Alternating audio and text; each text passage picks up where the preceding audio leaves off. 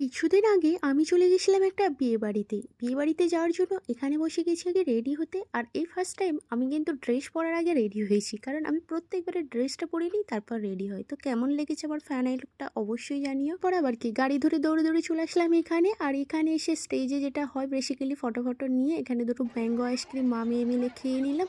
আর এত ভিড় ছিল এখানে লোকজনের যে আমি কোনো জায়গায় এন্ট্রি নিতে পারছিলাম না, কারণ এখানে লেডিস শুধু আলাদা করেছে আর জেন্টস আলাদা আছে। বেশি পাবলিকের জন্য এই জিনিসটা করেছে, খুব ভালো একটা সিস্টেম করেছিল যেটা আমার বেশ ভালো লেগেছে। আর খাবার দাবার তো অগুন্তি ছিল সেখানের মধ্যে। আমার যেগুলো পছন্দ ছিল কয়েকটা খাবার নিয়ে খেয়ে নিলাম।